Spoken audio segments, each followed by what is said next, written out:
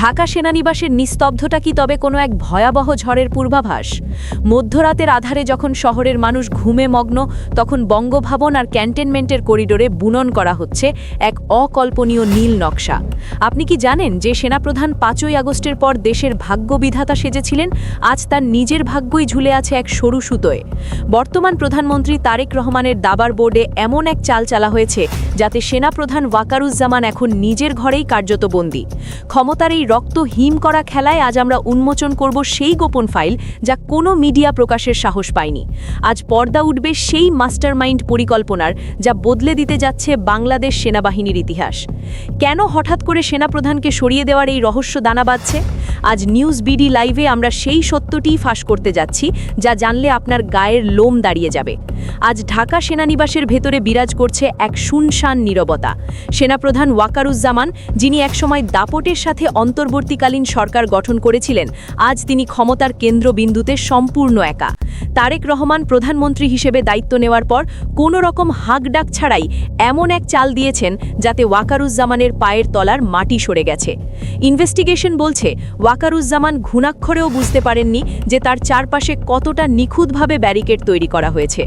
গোয়েন্দা সূত্র বলছে আগামী ৭২ ঘণ্টা ঢাকা সেনানিবাসের ইতিহাসের সবচেয়ে রহস্যময় সময় হতে যাচ্ছে। অত্যন্ত চতুর কৌশলে সেনাবাহিনীর শীর্ষ ৫টি উইং, লজিস্টিক, ইন্টেলিজেন্স এবং অপারেশনাল কমান্ড থেকে ওয়াকারের বিশ্বস্ত ৫ জন জেনারেলকে সরিয়ে দেওয়া হয়েছে। এটি কোনো সাধারণ রদবদল নয়, এটি হলো পেশাদারিত্বের ছদ্মবেশে এক বিশাল পর্দার আড়ালের ষড়যন্ত্র। তারেক রহমান এখানে প্রমাণ করেছেন তিনি একজন আসল ঠান্ডা মাথার খেলোয়াড়। ক্ষমতার আসল স্বাদ এবং এর প্রয়োগ কিভাবে করতে হয় তা এই এক চালেই তিনি বুঝিয়ে দিয়েছেন। সেনানিবাসের করিডোরে এখন কেবল কান পাতলেই শোনা যায় সেই ফিসফিসানি। কার নির্দেশে চলছে এই শুদ্ধি অভিযান? কার হাতে এখন আসলে চূড়ান্ত ক্ষমতা? অনেকেই প্রশ্ন করতে পারেন, শেখ হাসিনার পতনের পর যিনি দেশের হাল ধরেছিলেন, সেই সেনাপ্রধান আজ কেন প্রধানমন্ত্রী তারেক রহমানের চোখের বালি হলেন? এর পেছনে লুকিয়ে আছে এক দীর্ঘস্থায়ী অবিশ্বাস।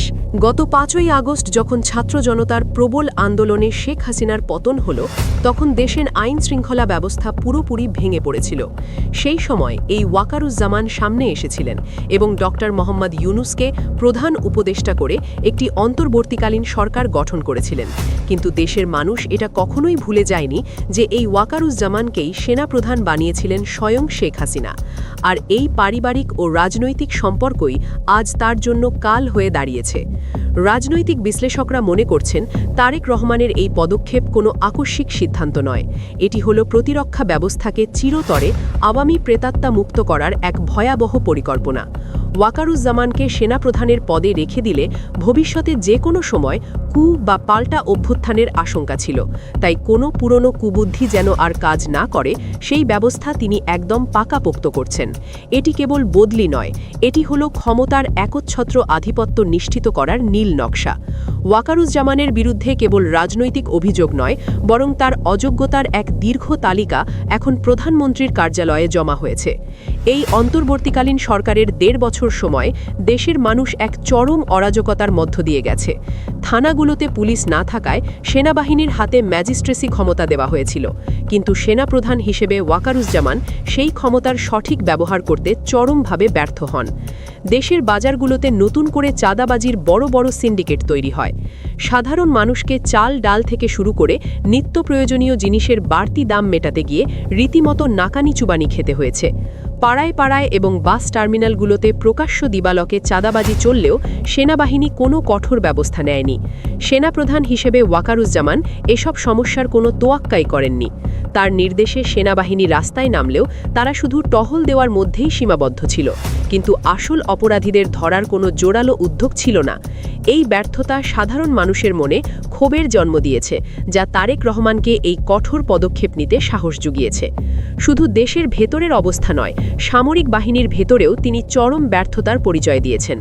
ইনভেস্টিগেশনে দেখা গেছে তার সময় গত ১.৫ বছরে বাংলাদেশ সেনাবাহিনীর জন্য বাজেটে সবচেয়ে কম টাকা বরাদ্দ দেওয়া হয়েছে।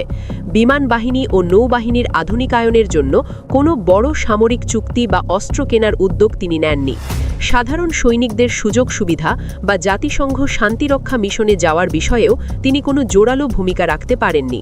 সেনাবাহিনীর রেশন এবং চিকিৎসার মান নিয়ে যখন সাধারণ সৈনিকদের মনে প্রশ্ন উঠছিল, তখন তিনি ব্যস্ত ছিলেন ঢাকা সেনানিবাসের ভেতরে বিভিন্ন রাজনৈতিক দলের নেতাদের সঙ্গে মিটিং নিয়ে।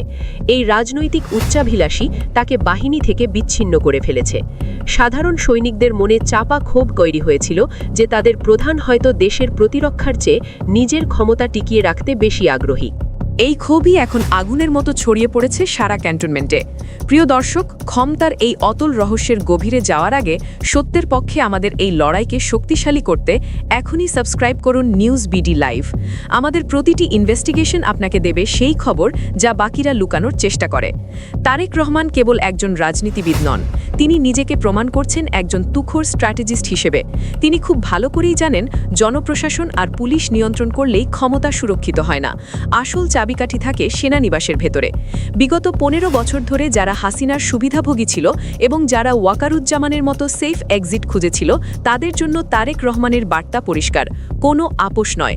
ভূ রাজনৈতিক বিশ্লেষকরা বলছেন তারেক রহমান চাচ্ছেন সেনাবাহিনীকে একটি পেশাদার বাহিনীতে রূপান্তর করতে, যেখানে কোনো একক ব্যক্তির রাজনৈতিক উচ্চাভিলাষ থাকবে না। তিনি জাতিসংঘ শান্তিরক্ষা মিশনে বাহিনীর সুনাম ধরে রাখতে এবং আধুনিক সমরাস্ত্র ক্রয়ের মাধ্যমে বাহিনীকে বিশ্বমানের করতে চান। আর এই পরিকল্পনার পথে সবচেয়ে বড় বাধা ছিলেন হাসিনার আমলে নিয়োগপ্রাপ্ত সেনাপ্রধান। ওয়াকারুজ্জামানকে বন্দী করার গুঞ্জনটি কেবল গুজব নয়, এটি আসলে এক গভীর শুদ্ধি অভিযানের অংশ। ক্ষমতার গদি এমন এক জায়গা যেখানে বসার পর তারেক রহমান প্রমাণ করছেন তিনি ক্ষমতার আসল ব্যবহার জানেন। কেন তারেক রহমান এই সময়কেই বেছে নিলেন? কারণ ভারতের সাথে বর্তমান রাজনৈতিক টানাপড়নের এই সময়ে সেনাবাহিনীর অভ্যন্তরীণ সংহতি তার জন্য সবচেয়ে বেশি জরুরি। সেনাবাহিনীর শীর্ষ পর্যায়ে এত বড় এক রদবদল হয়ে গেল, অথচ আপনি কি একবারও টিভির পর্দায় কোনো সংবাদ দেখেছেন? না, দেখেননি। দেশের বড় বড় পত্রিকা এবং টিভি চ্যানেলগুলো এক অদ্ভুত নীরবতা পালন করছে। তাদের এই নীরবতার পেছনে কাজ করছে এক রক্ত হিম করা আতঙ্ক। মিডিয়া মালিকরা খুব ভালো করেই জানেন যে সেনাপ্রধানের পতন বা শীর্ষ কর্মকর্তাদের বদলির খবর প্রকাশ করলে তাদের লাইসেন্স মুহূর্তেই বাতিল হতে পারে। গোয়েন্দা সংস্থাগুলোর অদৃশ্য চাপ তাদের কণ্ঠরোধ করে রেখেছে। তারা কেবল সরকারি প্রেস রিলিজের অপেক্ষায় থাকে, কিন্তু সেনানিবাসের ভেতরের আসল সত্যটি জনগণের কাছে পৌঁছতে তারা চরমভাবে ব্যর্থ। এই ভয়ের সংস্কৃতি ভাঙতে নিউজ বিডি লাইভ আজ কাজ করছে। আমরা কেবল খবর দেই না, আমরা খবরের পেছনের খবরকে জনসমক্ষে নিয়ে আসি। কেন এই গণমাধ্যমগুলো এখন নিজেদের ব্যবসা বাঁচাতে ব্যস্ত? সেই প্রশ্ন কি আপনাদের মনেও জাগে না? তাদের এই নীরবতা কি আসলে কোনো বড় বিপর্যয়ের ইঙ্গিত? বাইরে থেকে যাই মনে হোক না কেন, সেনানিবাসের ভেতরে সাধারণ সৈনিকদের মধ্যে এখন আর কোনো লুকোচুরি নেই। জুনিয়র অফিসার এবং সাধারণ সৈনিকরা প্রকাশ্যে ওয়াকারুজ্জামানের নেতৃত্বের সমালোচনা করছেন। তারা মনে করেন হাসিনার লেজুরবৃত্তি করা একজন সেনাপ্রধান বাহিনীর সম্মান ধূলিসাৎ করেছেন। সৈনিকদের এই ক্ষোভকে পুঁজি করেই তারেক রহমান তার নতুন ঘুঁটি সাজিয়েছেন। নতুন 5 জন কর্মকর্তা যারা পেশাদারিত্বের দিক থেকে আপোষহীন, তারা এখন বাহিনীর চেইন অফ কমান্ড নিয়ন্ত্রণ করছেন। ওয়াকারুজ্জামান এখন কেবল নামমাত্র সেনাপ্রধান, যার ফাইল সই করার ক্ষমতাও এখন অন্যের ইশারায় নিয়ন্ত্রিত। ক্যান্টনমেন্টের সাধারণ সৈনিক থেকে জেসিও র্যাঙ্ক পর্যন্ত সবাই এখন পরিবর্তনের দাবি তুলছে। তারা এমন একজন সেনাপ্রধান চান যিনি রাজনীতির ঊর্ধ্বে উঠে দেশের সার্বভৌমত্ব রক্ষায় অবিচল থাকবেন। এই শুদ্ধি অভিযান কি তবে সেখানেই শেষ হবে, নাকি এটি কেবল শুরু?